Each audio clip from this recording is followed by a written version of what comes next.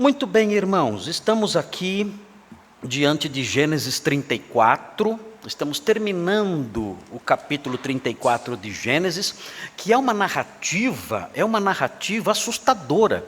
Os irmãos devem observar aí os versículos 25 a 31 e devem ver quão terrível é essa história. Os irmãos devem dizer, mas essa história é uma história sanguinária, mas isso é comum no Antigo Testamento. É comum nós vermos no Antigo Testamento povos sendo dizimados.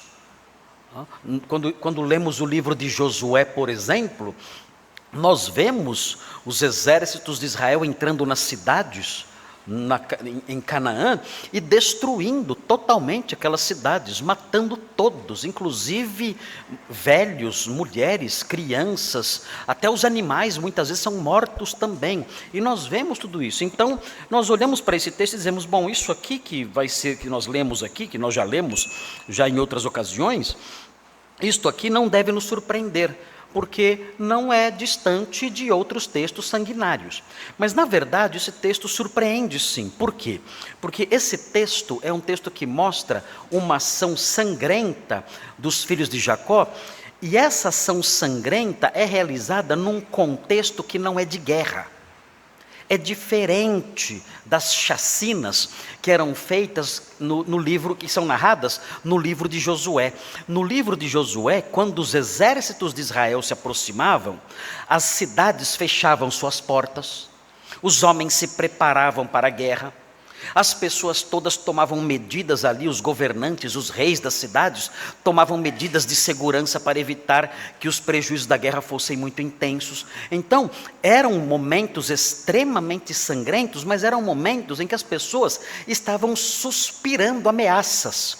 Elas estavam preparadas para a batalha, elas não eram pegas de surpresa, elas estavam prontas para a guerra, e saíam para guerrear, e perdiam a batalha. E perdendo a batalha, então, eram vítimas de saques e de todas aquelas medidas sangrentas que nós já sabemos, que nós conhecemos. Esse episódio aqui não. Nesse episódio, as pessoas que são vítimas do ataque não estão esperando isso. Elas estão ali cumprindo a sua parte num acordo que fizeram com Israel.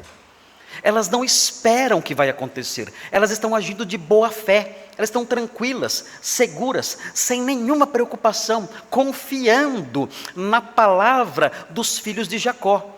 E de repente, sem que elas esperem, sem que elas estejam preparadas para qualquer guerra, então acontece essa terrível tragédia. Muito bem, vamos então ler o texto. Esse texto mostra essas coisas, mostra a traição de Simeão e Levi. Nós vamos ler dos versículos 25 a 31. Veja aí o que diz o texto, é o desfecho da história de Diná. Diz assim: ao terceiro dia, quando os homens sentiam mais forte a dor, dois filhos de Jacó, Simeão e Levi, irmãos de Diná, tomaram cada um a sua espada, entraram inesperadamente na cidade e mataram os homens todos. Passaram também ao fio da espada a Amor e a seu filho Siquém. Tomaram a Diná da casa de Siquém e saíram. Sobrevieram os filhos de Jacó aos mortos e saquearam a cidade, porque sua irmã fora violada. Levaram deles os rebanhos, os bois, os jumentos e o que havia na cidade e no campo.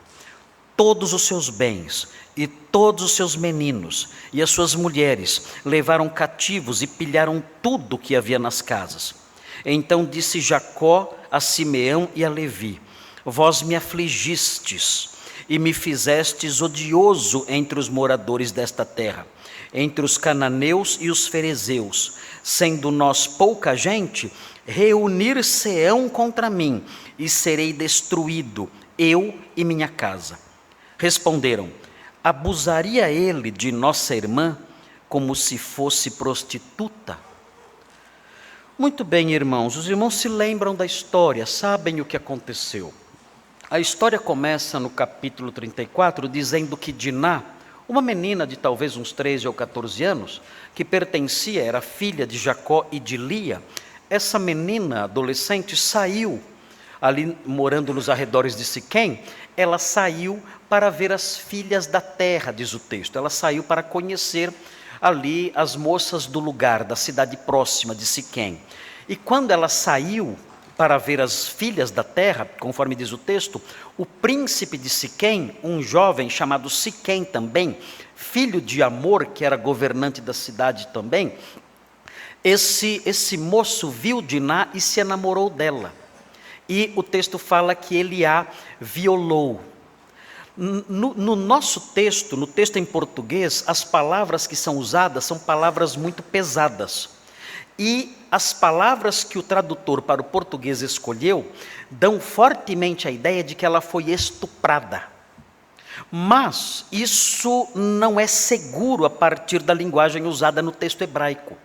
Porque os termos usados no texto hebraico para se referir ao estupro, em outras ocasiões em que o estupro realmente acontece, em que não há dúvida de que houve estupro, a linguagem é diferente. Então, onde o nosso texto diz muitas vezes que ela foi violentada, a tradução correta seria: ela foi deflorada. Ela foi violada, mas não necessariamente com uso de violência. Parece que esse moço se aproximou da menina e conseguiu conquistá-la e seduzi-la e teve relações com ela. E se apaixonou por ela profundamente. E falou ao coração dela, ou seja, ele a cortejou. E, enamorado dela, ele então com seu pai procurou o pai da moça, procurou Jacó, o pai da moça. E pediu essa moça, pediu Diná em casamento. Os irmãos de Diná, sabendo do que havia acontecido, falaram com dolo, ou seja, com más intenções aos príncipes, dizendo: olha, nós daremos a nossa irmã em casamento a você, Siquém, desde que você, seu pai e todos os homens de Siquém sejam circuncidados, então nós seremos um só povo, porque nós não podemos, para nós é vergonhoso nós nos unirmos a um povo que não é circuncidado, porque a circuncisão é o sinal da nossa aliança com Deus. Nós não podemos nos unir a um povo que não tenha o sinal dessa aliança com Deus. Mas tudo isso era mentira. Eles queriam tornar aqueles homens vulneráveis e agiram assim. Siquém, então, junto com seu pai Amor, foram até a cidade, eram pessoas influentes, eram príncipes, e se colocaram na porta da cidade, onde a vida civil e jurídica da cidade acontecia, nos tempos antigos do Oriente Médio. Eles se colocaram ali na porta da cidade e começaram a conversar com os homens que iam até a porta da cidade para realizar ali os atos da vida comum ali, naquele local que era o local dessas transações e da vida jurídica da cidade. E convenceram esses homens, dizendo: olha, nós podemos fazer uma aliança com o clã de Jacó. E nessa aliança nós receberemos as filhas deles como nossas esposas e daremos nossas filhas para serem esposas deles. E nós também poderemos manter relações comerciais com eles e conceder a eles as nossas terras, e eles usarem as nossas terras e nós usarmos a terra deles também. Haverá uma aliança entre nós e nós seremos um povo mais forte. E falaram aqueles homens, e aqueles homens concordaram com isso, perceberam que havia uma grande vantagem econômica e por que não social também, em se unirem ao clã de Jacó, que era um clã rico e um clã também já grande. Então, eles aceitaram e disseram: nós então vamos nos circuncidar. E se circuncidaram. Só que os irmãos de Diná, como eu disse, haviam agido com dolo, com más intenções. E então a história prossegue, narrando o que nós lemos nos versículos 25 a 31. Quando eles estavam, os homens de Siquém estavam no terceiro dia da circuncisão, quando a dor era mais forte, os irmãos de Diná, Simeão e Levi, entraram na cidade com a espada em punho e mataram todos. Então foi um gesto simplesmente terrível, um assassinato, um genocídio. Isto sim é um genocídio, esse é o genocídio no sentido correto do termo.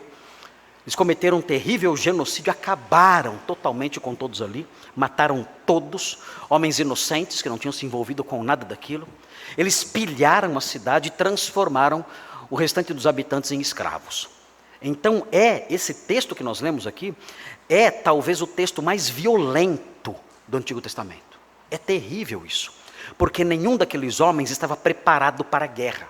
Nenhum daqueles homens estava esperando nada disso. Eles estavam agindo de boa fé, cumprindo a sua parte no acordo. Por que esse texto está aqui? Esse texto está aqui porque o autor de Gênesis, Moisés, ele quer mostrar a malignidade dos filhos de Jacó. É interessante isso. É muito interessante isso, por quê? Porque geralmente os escritores, quando falam do seu povo, só mostram heróis. Não é assim? Quando nós estudamos a história do Brasil, todos os personagens famosos da nossa história são grandes heróis. Até que nós começamos a ler os livros de verdade e descobrimos que eles não eram tão heróicos assim. Mas geralmente os povos, eles fazem isso. Eles revestem de nobreza os piores personagens que há. E nós olhamos aquela história maravilhosa dos grandes heróis do passado, grandes personagens das nações que há por aí afora, e vemos isso e ficamos admirados até que descobrimos que as coisas não eram bem assim. Na Bíblia é diferente. Na Bíblia, Moisés mostrando a origem da nação de Israel, ele não pinta essa nação com cores douradas, não, pelo contrário. Ele mostra os patriarcas nas piores cores possíveis. Nós olhamos e dizemos, meu Deus, mas o Israel nascente era assim. O povo da aliança, os descendentes de Abraão, por meio de quem todas as famílias da terra seriam abençoadas. Essa nação teve esse início com esse tipo de gente. Esses são os patriarcas, esses são os fundadores da nação israelita. Meu Deus, são os piores seres humanos que há na terra. Como pode isso? Por que a Bíblia faz isso? A Bíblia faz isso. A Bíblia mostra que não há heróis humanos, mesmo os maiores heróis que há, nós vemos depois na sequência da história, são pessoas terríveis muitas vezes. A Bíblia faz isso para mostrar o quê? Para mostrar que a graça de Deus atua apesar da maldade humana. E isso é muito consolador para nós. É bom saber isso. É bom saber que a graça de Deus atua apesar das nossas imperfeições. Porque todo crente de verdade tem uma consciência muito forte acerca das suas maldades, pecados e limitações. Todo crente é constantemente incomodado com a sua consciência, por causa das suas limitações, pecados e falhas. Todo crente é assim. Os perversos não. Os perversos, os homens que não conhecem a Deus, eles têm um conceito de si elevadíssimo. Os perversos, eles olham para si e eles falam, que pessoa maravilhosa que eu sou. Vá num presídio. Vá num presídio e pergunte para os presos se eles são pessoas boas. Sabe o que eles vão dizer para você? Olha, eu sou uma pessoa muito boa.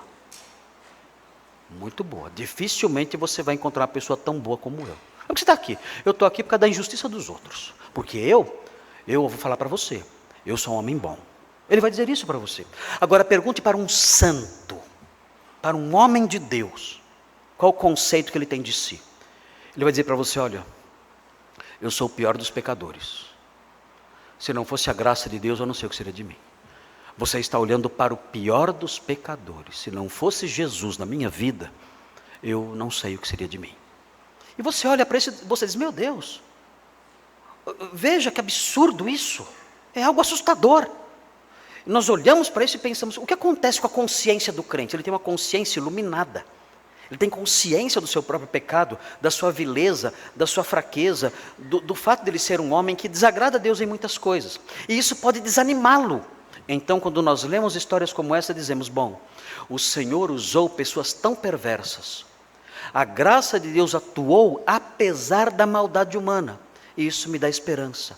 Ainda que eu seja um homem com fraquezas, ainda que eu seja um homem com problemas, com lutas terríveis na minha vida moral, com lutas terríveis na minha vida cristã, com lutas terríveis no que diz respeito à vontade de Deus, aquilo que Deus quer que eu faça, ainda que eu seja assim, fale, e tropece, e me levante, e continue, eu sei que Deus pode manifestar a sua graça em mim. Ele usou esse povo terrível de Israel para abençoar e salvar o mundo. Ele pode me usar também na sua obra, fazer de mim um instrumento seu, apesar das minhas limitações. Então é essa mensagem que a Bíblia nos transmite quando conta uma história como essa. Deus usa as pessoas apesar das suas imperfeições. Eu escrevi aquele livro que os irmãos já conhecem, A Cabeça de São Bernardo das Correntes. Eu escrevi aquele livro, e aquele livro tem uma mensagem central nele. Em meio a todas as peripécias que os irmãos já leram lá, todas as aventuras que existem lá em torno da cabeça de São Bernardo das Correntes, existe uma mensagem presente ali. Qual é a mensagem presente? A mensagem central que eu quis que ficasse gravada no coração das pessoas. A mensagem é a seguinte: olha, a água poluída também reflete os raios de sol. Essa é a mensagem. A água poluída também reflete os raios de sol. Ou seja, os raios da graça de Deus podem brilhar, mesmo na água poluída. E isso é maravilhoso. E isso nós vemos aqui nesse texto. Nós olhamos para esses homens, meu Deus, que gente ruim. E vai piorar. Esses homens farão coisas que os irmãos não acreditam. Um deles, Rubem, vai se deitar com a esposa do pai. O que é isso? Ou como alguém pode se afundar tanto? Mas ele vai fazer isso. O filho mais velho de Jacó vai se deitar com uma das suas esposas. E depois, na sequência, eles vão se unir para vender um irmão. Meu Deus! Eu até entendo a vontade, eu tenho 3 irmãos, já tive vontade de vender os 3, já muitas vezes. Mas nunca fiz isso, porque é um absurdo. E até ninguém ia querer comprar também. Mas enfim, mas eles não. Eles venderam os irmãos como escravo. O irmão José, venderam o irmão José como escravo. Como pode isso? Eles são capazes disso. E nós olhamos daqui para frente, o que nós temos na Bíblia são retratos desses homens, retratos horríveis, começando com este aqui. Mas vemos a graça de Deus caminhando, apesar disso tudo. O sol da graça brilhando na água poluída. O sol da graça brilhando na lagoa suja. O sol da graça brilhando nas águas imundas, sujas do Israel nascente.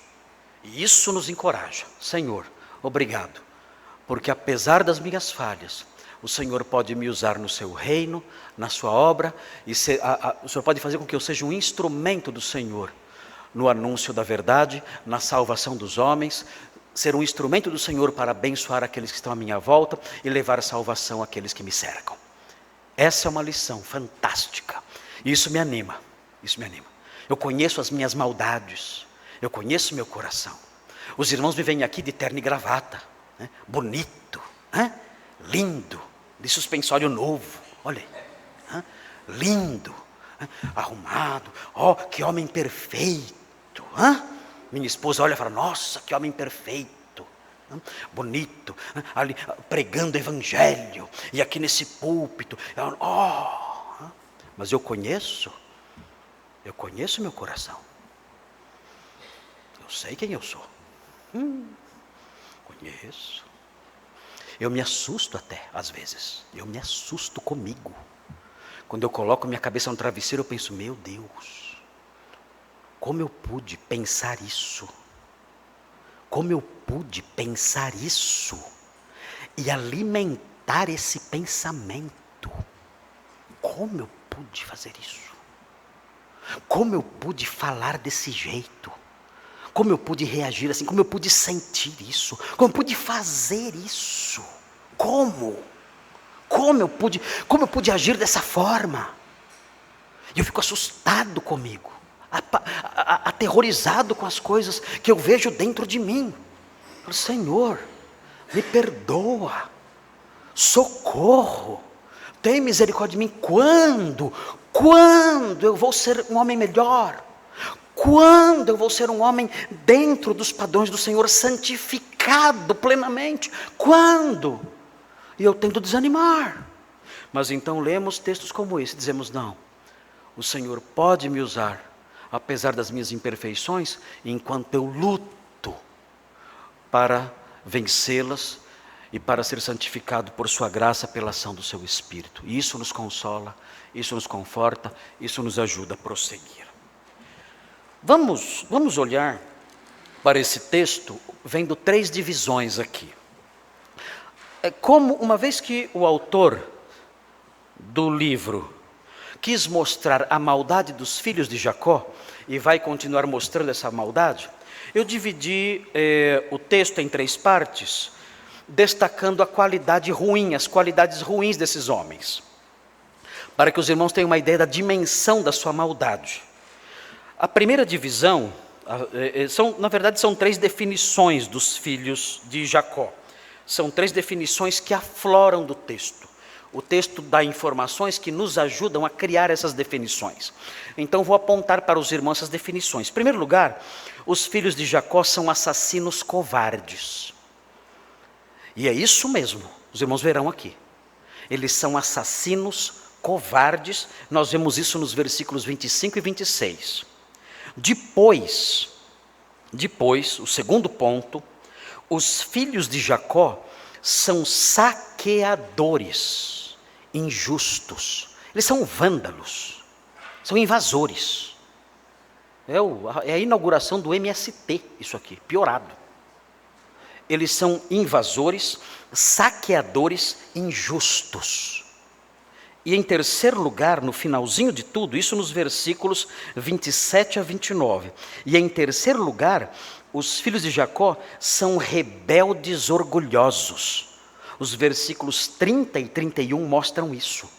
O pai deles fala com eles e abre seu coração e os repreende. E eles não aceitam a repreensão do pai.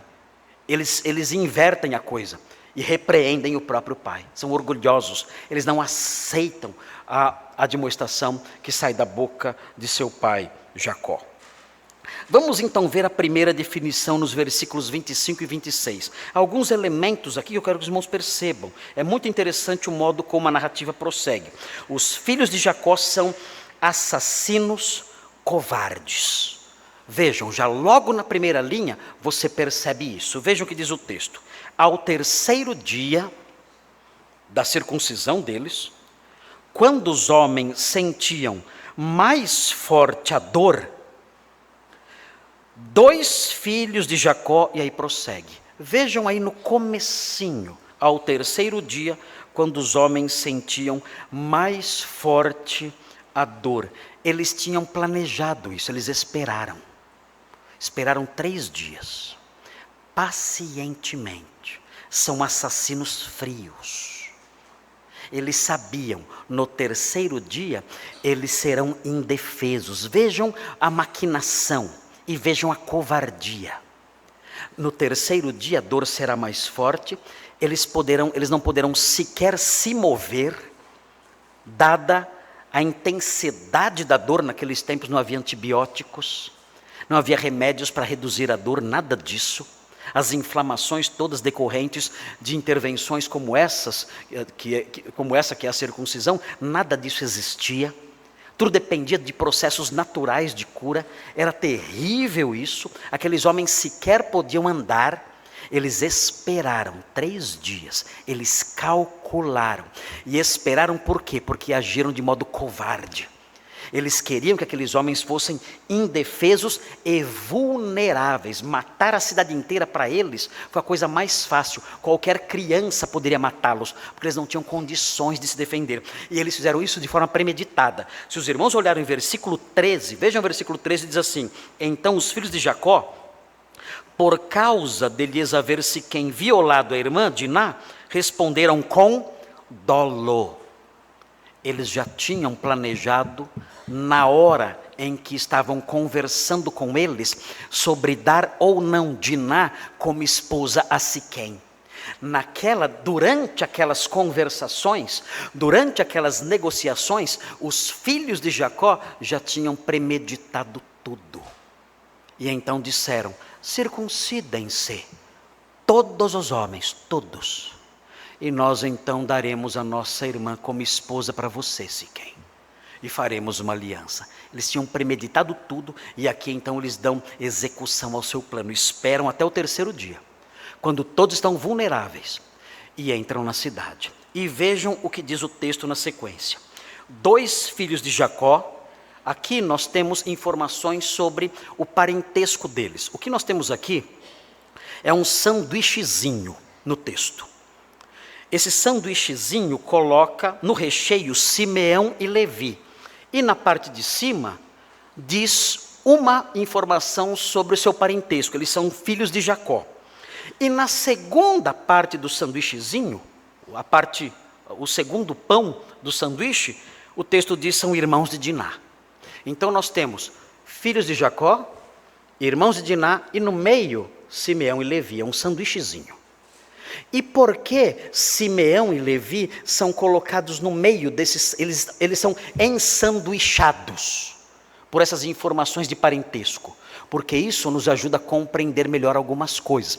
Eles são filhos de Jacó e eles são irmãos de Diná. Como filhos de Jacó, e isso é enfatizado aqui, o autor quer que nós nos lembremos, vejam, eles são a família da aliança. Péssimo, hein? Simeão e Levi, que são ensanduichados aqui, eles são filhos, são descendentes do povo da aliança. É dessa gente que estamos falando. Meu Deus! Esses homens são os homens que estão dando sequência no plano de Deus à história da salvação. Eles são filhos de Jacó. Eles são Israel. E isso mostra a graça de Deus presente usando esses homens perversos. Eles ainda pertencem àquela família escolhida. Eles ainda pertencem à família que Deus escolheu para abençoar e salvar o mundo. E a parte de baixo diz o quê? Eles são irmãos de Diná. Isso explica o quê? Isso explica a fúria deles. Porque notem bem, é interessante observar o seguinte. Jacó tinha 4 mulheres. Uma delas se chamava Lia. Foi a primeira com quem ele se casou. E ele teve vários filhos com ela. Se os irmãos olharem o capítulo 35, vejam, 35, versículo 23, diz assim, Ruben, é o nome de um dos filhos de Jacó, Ruben, o primogênito de Jacó, Simeão, Levi, Judá, Issacar e Zebulon. Todos esses são filhos de Lia. Então vejam, os filhos de Jacó, eles são meio-irmãos. Se você pega, por exemplo, José e Benjamim, eles são filhos de Raquel. Então eles são meio-irmãos de Diná. Diná era filha de Lia também. Mas Simeão, Ruben, Simeão, Levi, Judá, Issacar e Zebulon eram irmãos no sentido pleno de Diná. Eles eram irmãos de Diná por parte de pai e por parte de mãe. Então, quando o texto diz eles eram irmãos de Diná, na parte de baixo do sanduíche, o texto está enfatizando que eles eram irmãos plenos, e isso justificava a sua fúria. Os outros irmãos eram meio-irmãos, mas Simeão e Levi eram irmãos no sentido pleno, e por causa disso, a ira deles foi maior.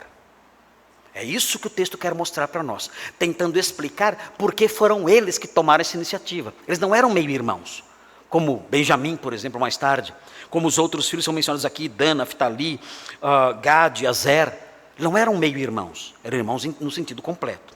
E eles então, sendo irmãos de Diná, tomados de ódio, o texto diz o seguinte, tomaram cada um a sua espada. Prestem atenção nessa expressão. Tomaram cada um a sua espada. É interessante observar isso aqui, porque o que aparece aqui é um verbo que vai se repetir durante a narrativa.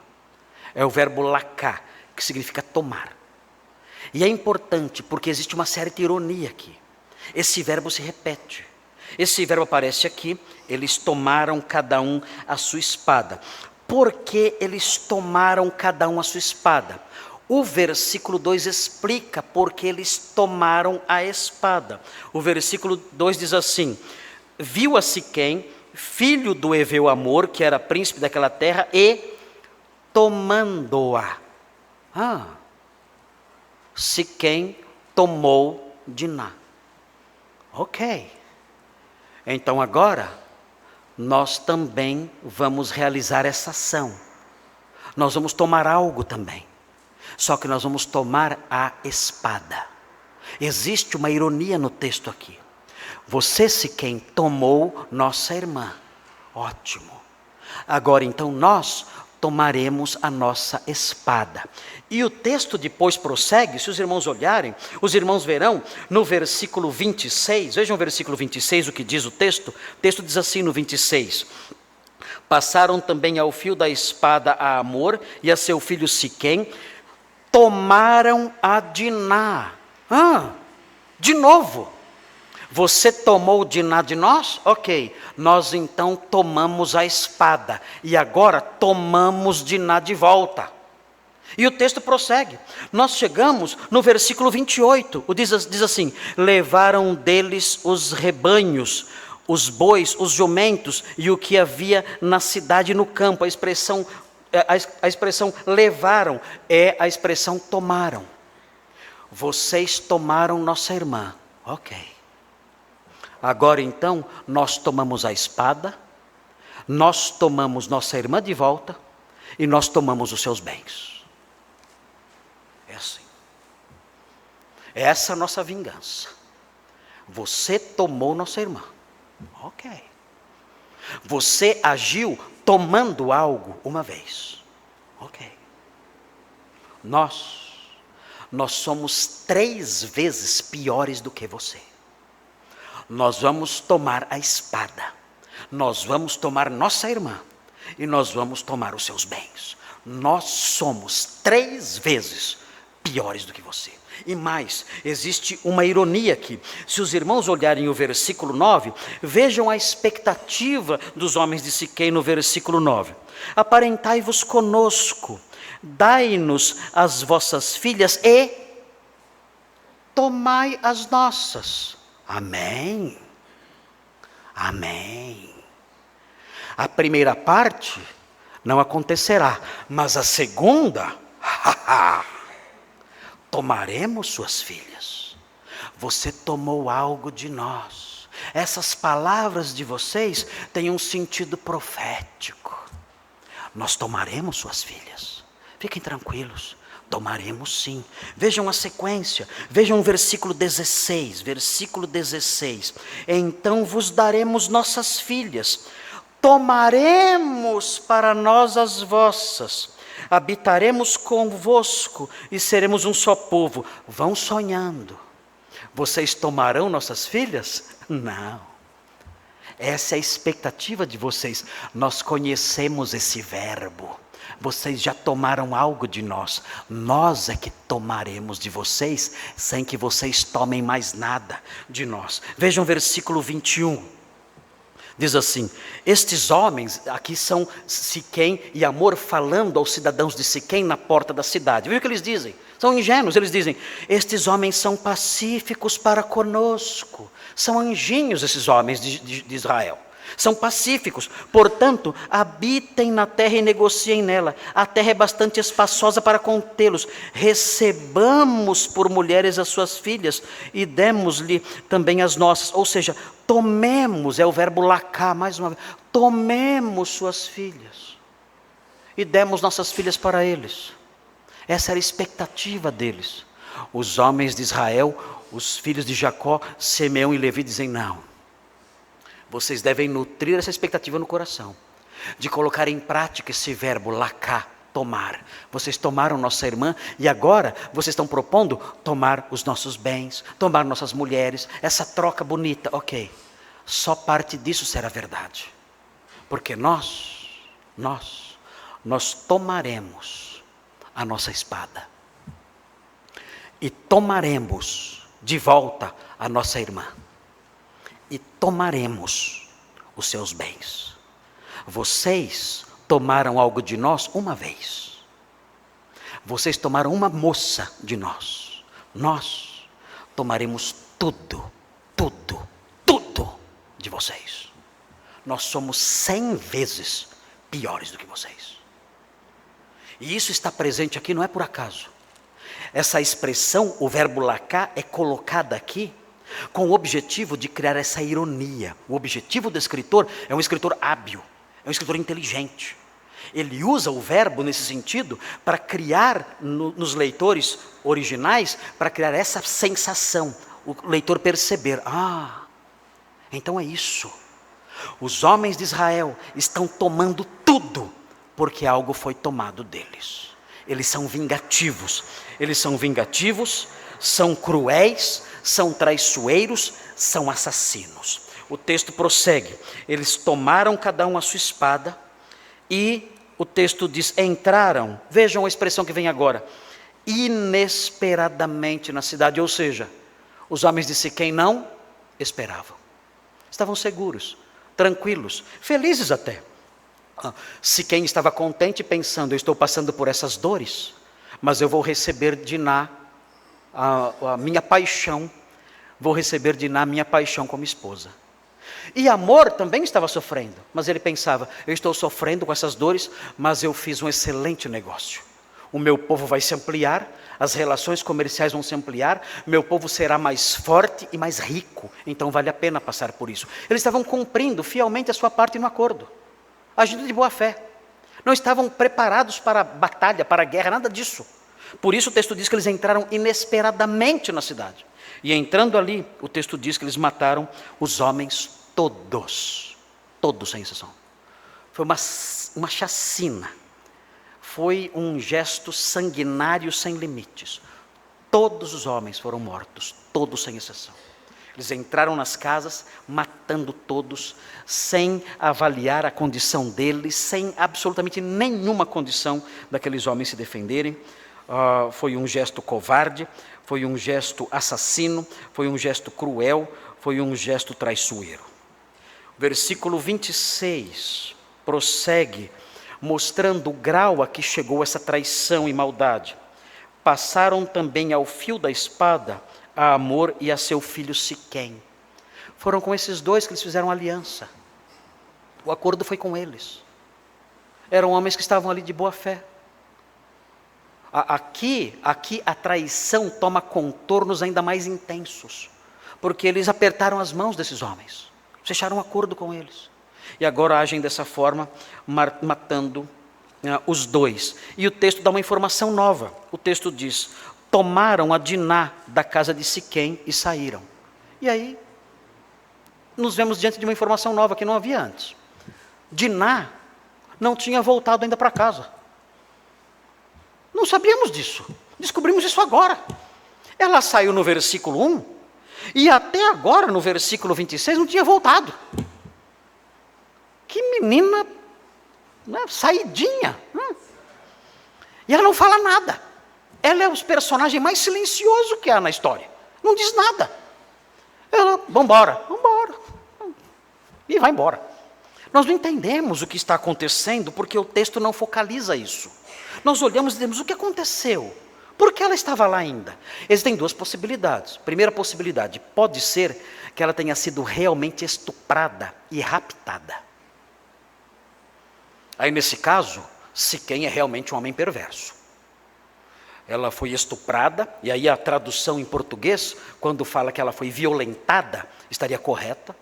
E ela foi então estuprada e raptada, e mantida contra sua vontade em cativeiro na casa de Siquém. Você vai ficar aqui, você vai ser minha esposa. Você está amarrada aqui agora, e vai casar comigo, e ponto final, e não vai sair daqui enquanto não se casar comigo. Pode ser isso. Há comentaristas que entendem que foi isso que aconteceu, que ela foi estuprada e raptada e mantida em cativeiro.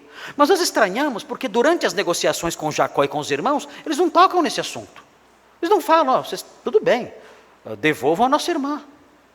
Primeiro, né, vocês querem negociar, mas estão mantendo ela cativa. Tragam ela aqui, devolvam a nossa irmã e vamos prosseguir as negociações. Mas não mencionam isso. Jacó não fala sobre isso nas negociações. Os irmãos de Diná não falam nada sobre isso nas negociações. É estranho isso.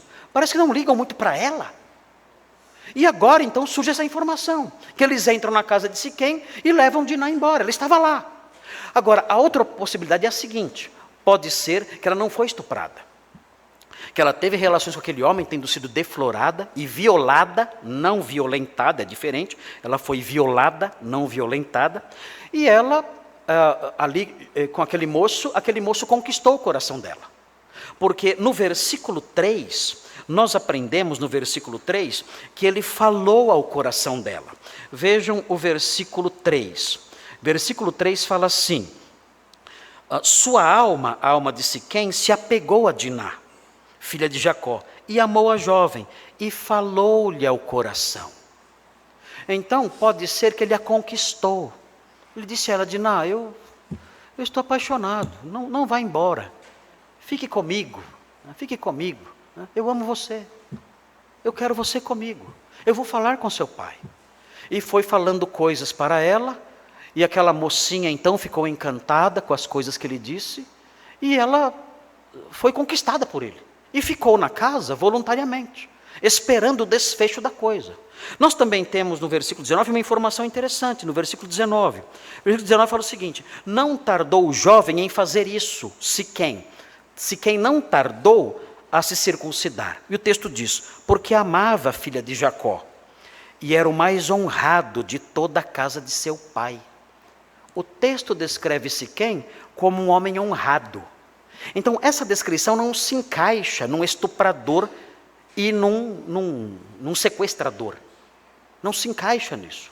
Um homem honrado não estupra uma moça e não rapta uma moça.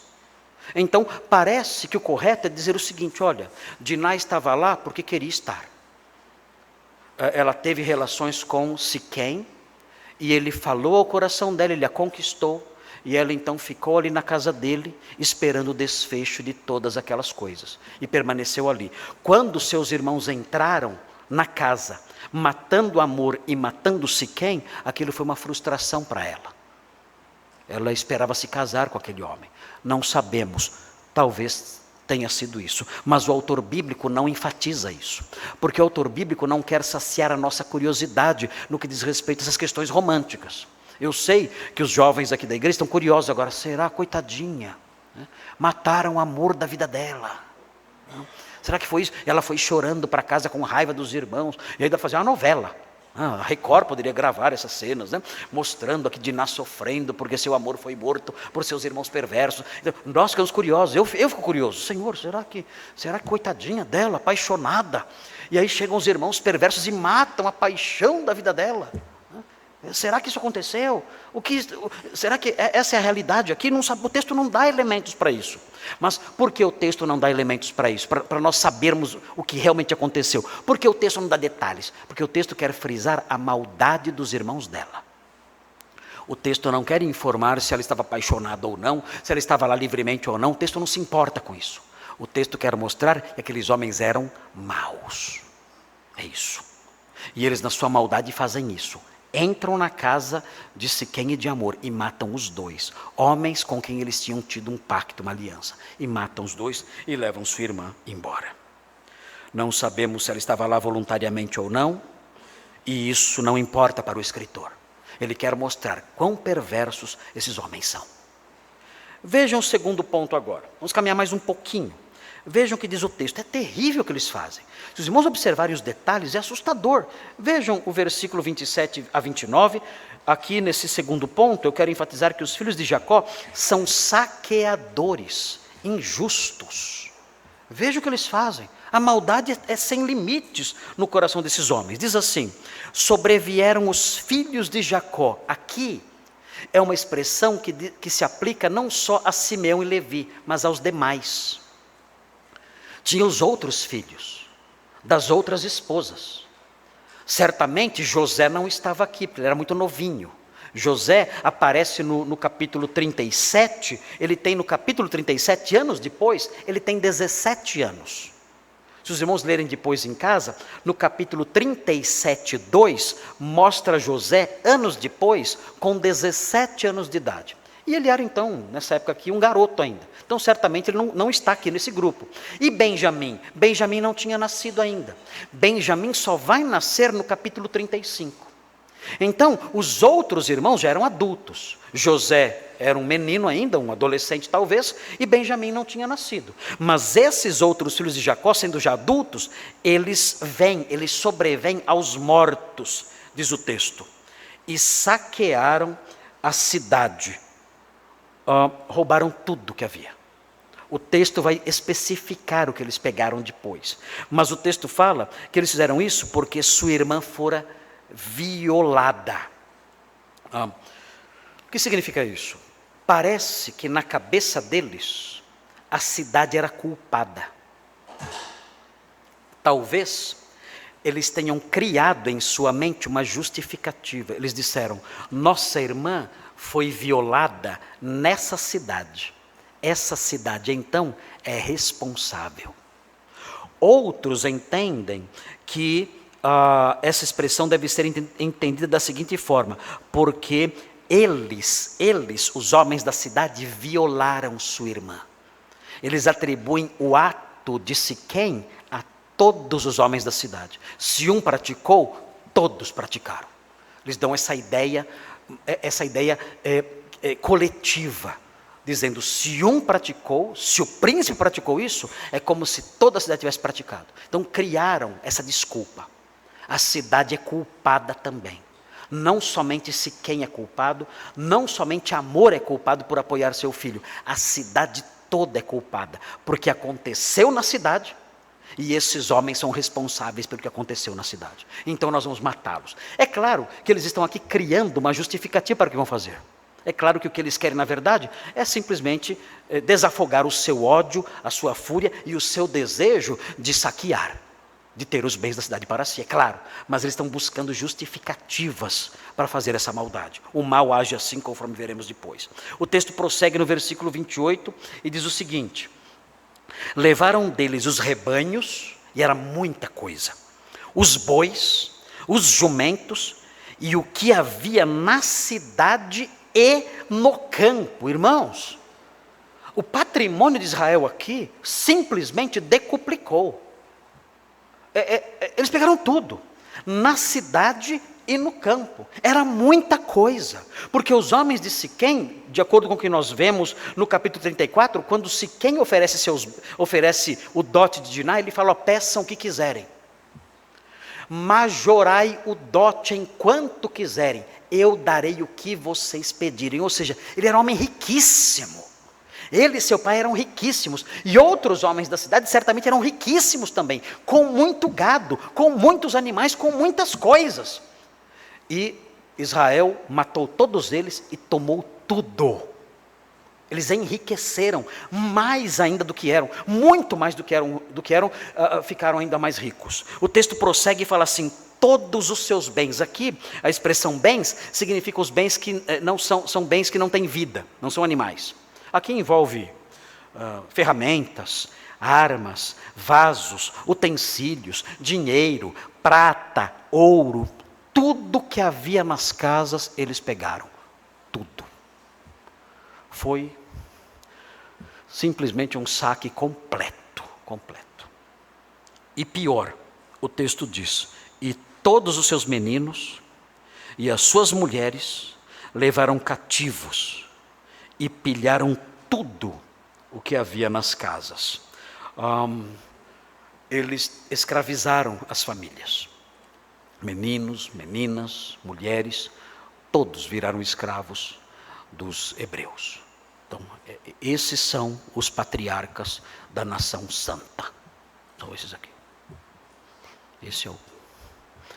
Esse é o povo por meio de quem todas as famílias da terra serão abençoadas. Esses são os instrumentos que Deus vai usar para abençoar e salvar o mundo. São estes homens aqui. Assusta ou não assusta? É assustador. O que mostra que Deus usa o que Ele quer. As imperfeições, as maldades humanas não são barreiras para a ação de Deus. Deus vai usar esses homens para dar seguimento à história de salvação da humanidade. Estes aqui. Eles poderiam ser destruídos pelo que fizeram. Nós veremos no capítulo 35.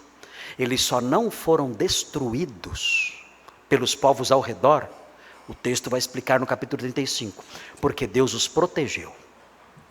A Bíblia diz que quando eles foram embora, estavam preocupados porque os povos poderiam fazer uma aliança, conforme veremos daqui a pouquinho, eles poderiam fazer uma aliança e atacar Israel, e destruir Israel. Mas a Bíblia diz que eles não fizeram isso, porque Deus, na sua imensa sabedoria e poder, encheu de medo o coração dos povos. E os povos ficaram com tanto medo deles, que ninguém levantou a mão contra Israel. Deus os protegeu, Deus protegeu esses homens. E eles foram embora em segurança, protegidos por Deus. Porque Deus queria usá-los para formar essa nação, por meio de quem o mundo seria abençoado e salvo. E o texto termina então. O texto termina nos versículos 30 e 31. Nós vemos nos versículos 30 e 31 que os filhos de Jacó são rebeldes, orgulhosos. Vejam o que diz o texto. Diz assim: então disse Jacó a Simeão e a Levi: vós me afligistes, ou seja, vocês me perturbaram. E eu quero falar sobre esse verbo, mas não vai dar tempo hoje, porque hoje eu não vou conseguir entrar nas aplicações desse texto. Hoje estamos somente entendendo o significado desse texto. Nós não temos tempo para explicar o modo como esse texto se aplica a nós. Os irmãos estão vendo que eu estou explicando os termos todos, as expressões todas, mas não estou aplicando isso a nossas vidas. Só aplicações mais gerais, mas aplicações específicas do texto eu não estou passando. Vou passar na semana que vem. Mas esse verbo é muito importante aqui. Vocês me afligiram, vocês me perturbaram. E nós veremos na semana que vem o significado disso. E o modo como isso se aplica às nossas vidas. O que vocês fizeram, Simeão e Levi, isso trouxe perturbação para mim. Vocês não fizeram somente o mal para eles e para vocês próprios. Vocês fizeram o mal para mim. Vocês me perturbaram, vocês me afligiram. E vamos entender o significado desse verbo. É muito importante isso para a nossa vida cristã, o significado disso, o que o nosso pecado causa nas pessoas. O que o nosso pecado causa na nossa família, nas pessoas que estão à nossa volta. Nós vamos aprender na semana que vem, a partir desse verbo que Jacó disse: vocês me afligiram. E o texto diz: e me fizestes odioso entre os moradores desta terra. O que significa odioso? Odioso, esse termo odioso, significa alguém que cheira mal. Vocês me transformaram em um homem que tem cheiro podre. As pessoas agora olham para mim e a sensação que elas têm agora é que eu sou um homem que tem um mau cheiro, um homem mal cheiroso, um homem que cheira peixe podre. E o que nós fazemos com o que tem cheiro de podre? O que nós fazemos com isso? O que fazemos com algo que tem cheiro de podre? Nós eliminamos. Essa é a ideia presente aqui. Quando nós olhamos as pragas no Egito, em Êxodo 7, a Bíblia diz que o rio Nilo se transformou em sangue e os peixes morreram e houve um cheiro podre. Os egípcios sentiram um cheiro podre saindo do rio. Essa é a expressão que aparece aqui. Vocês, meus filhos, vocês fizeram com que eu fosse visto pelas pessoas ao redor como alguém que tem um mau cheiro terrível, como alguém apodrecido, indesejável, repugnante. E pessoas assim, vistas desse modo, são pessoas que aos olhos dos outros devem ser eliminadas, porque nós eliminamos tudo que é podre. E vocês me transformaram nisso. A conduta de vocês fez isso comigo. Fez com que eu fosse visto como alguém podre pelas pessoas lá fora. O pecado de vocês trouxe isso sobre mim. Eu sou indesejável. Eu sou tido como alguém sujo, imundo, podre. E as pessoas vão querer se livrar de mim agora. O texto prossegue, ele fala: me fizestes odioso entre os moradores desta terra, entre os cananeus e os ferezeus, sendo nós pouca gente, reunir-se-ão contra mim, e serei destruído, eu e minha casa. Eles agora vão fazer uma aliança, e isso era verdade. Essa hipótese era verdadeira. Era verdadeiro isso. Porque no livro de Josué, no capítulo 9, versículos 1 e 2, nós vemos esses povos se reunindo para atacar Israel.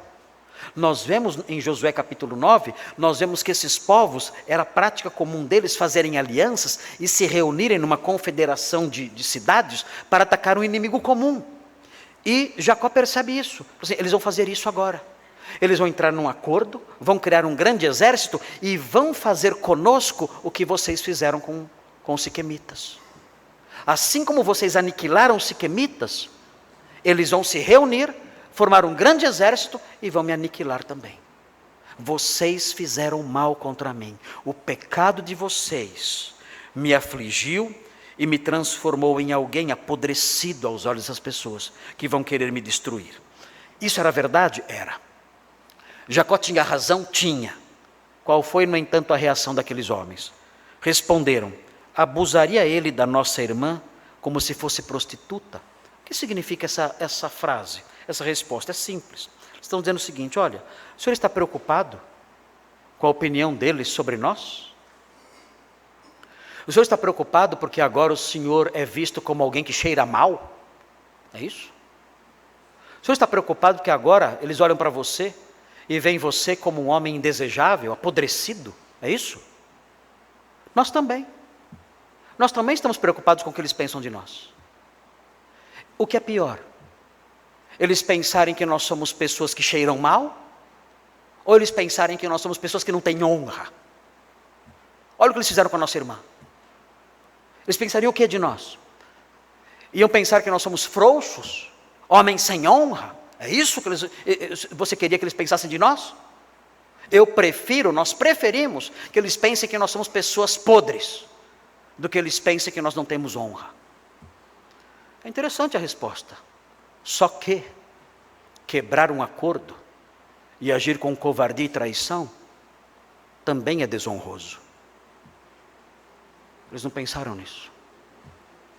Simeão e Levi quebraram um acordo, atacar homens inocentes de boa fé, para quem vocês estenderam a mão, fazerem isso de forma traiçoeira e covarde, também é desonroso. Se vocês queriam se vingar deles, vocês deveriam declarar guerra contra eles. Aí sim. Aí eles se preparariam, e vocês também. E vocês participariam de uma luta justa. Mas o que vocês fizeram foi um ato de covardia e traição. E isso é tão desonroso quanto permitir que a irmã seja deflorada, ou até pior. E vocês não ouvem isso.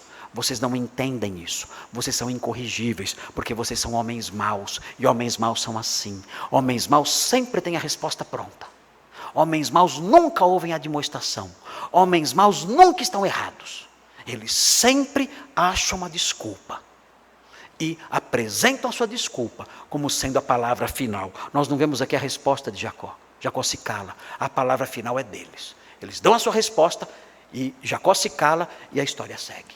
Assim são os perversos. Eles não ouvem e dão a palavra final e as coisas ficam como estão.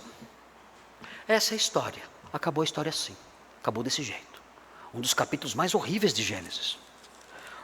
No capítulo 35, Jacó vai embora daquele local. E a história prossegue. E nós vamos entrar nesse capítulo em breve. E seguiremos aí na história da salvação. Mas na semana que vem, eu quero apontar para os irmãos as lições que emanam desse texto. Esse texto tem lições interessantes aqui. E eu quero apontá-las para vocês. Pastor, nós aprendemos essa história. É uma história realmente chocante. Mas o que essa história tem a ver com a nossa vida? Bem, eu já disse que essa história mostra que Deus usa pessoas ruins. E isso tem que ver com a nossa vida. Mas há outras lições específicas no texto que eu quero destacar para vocês, e na semana que vem faremos isso. Os irmãos verão de que modo esses detalhes todos da história se aplicam ao nosso dia a dia e como elas podem transformar o nosso modo de pensar, de viver e de falar. Importante é destacar, apesar dos pesares, apesar das páginas escuras da Bíblia, a história da redenção caminha, prossegue e vai em frente. E essa história vai desembocar no dia em que o Salvador vai nascer desse povo, desse povo de origens tão feias, tão assustadoras, o Salvador vai nascer. E vai nascer para nos redimir dos nossos pecados, para nos transformar no seu povo, para fazer de nós uma nação santa, um povo transformado, um povo santificado. Essa história, tão assustadora em alguns momentos, é a nossa história de redenção. E todo crente pode e deve se apropriar dessa história, sabendo, essa história é a minha história. Essa história é a história que Deus escreveu para um dia me salvar. Então, se você é crente, você deve dizer o quê? Senhor, obrigado. Porque apesar das imperfeições dos homens, apesar de todas essas páginas escuras da história da salvação, ela caminhou. E um dia eu fui alcançado pela graça que permeia essas histórias todas. O Salvador veio ao mundo e eu criei e eu fui salvo. Obrigado porque essa história desembocou um dia na minha salvação. Se você é um crente, louve a Deus por essas coisas, apesar de serem coisas tão assustadoras. Se você não é um crente, diga ao Senhor, Senhor, essa história não é minha. Essa história contribui para o dia em que o Salvador chegaria ao mundo. Esse povo está sendo formado e desse povo sairá o Messias. E esse Messias é o Salvador do mundo, mas eu não fui salvo por ele. Eu quero pedir hoje que o Senhor me inclua nessa história. Eu quero fazer parte dessa história. Eu quero pedir ao Senhor que o Senhor me salve. Eu quero crer no Redentor. Quero recebê-lo em minha vida. Quero que os meus pecados sejam perdoados. Quero fazer parte do seu povo, da sua família. Eu quero que essa história, a história da sua salvação, me alcance hoje. Você pode ser perdoado hoje. Hoje você pode ser salvo e justificado agora. Nesse exato momento, essa história que tem os seus primórdios aqui nessas páginas que estamos lendo, essa história pode te alcançar. Essa história pode ser a sua história. Receba o Salvador em sua vida. Creia nele como seu único Redentor.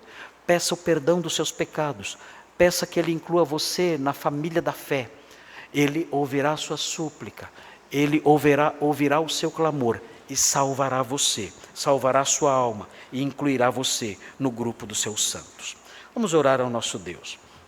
Senhor, obrigado por essa história que aprendemos, uma história terrível, é verdade, mas que mostra que o Senhor age apesar da maldade humana.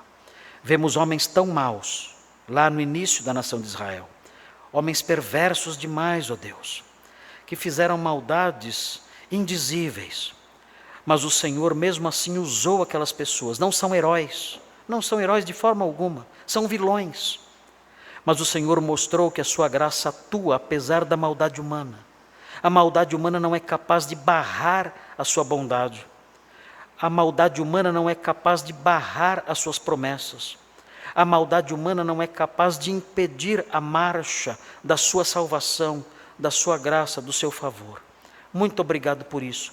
Porque apesar dos homens serem infiéis e perversos, o Senhor é fiel e dá seguimento ao seu plano salvador, apesar das maldades dos instrumentos que o Senhor usa. Muito obrigado por isso, porque isso nos consola, nos dá esperança de sermos usados também na sua obra, nós que também vemos maldades em nós. Ajuda-nos, ó Deus, a compreender essas coisas. E ajuda-nos também a entender as lições que emanam desse texto, conforme veremos na semana que vem. Que cresçamos em santidade por meio das lições que emanam dessas palavras. Pedimos que aqueles que ainda não conhecem Jesus, aqueles que ainda não foram alcançados pela história maravilhosa da salvação, creiam no Redentor. Creiam no Redentor e sejam salvos, sejam transformados pela fé nele, sejam perdoados, recebam pela fé a graça da sua salvação e partilhem, ó Deus, da nossa paz. Pedimos essas bênçãos agradecidos, em nome de Jesus. Amém.